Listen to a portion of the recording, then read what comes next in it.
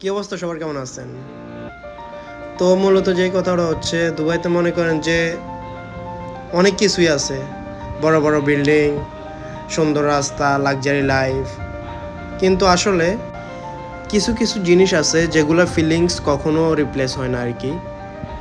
তো আজকে অনেক দিন পর মনে চাইতেছে কাঁচা আম দিয়ে ভর্তা খাওয়ার, যেটা কাঁচা আমের আচার বলে আর কি।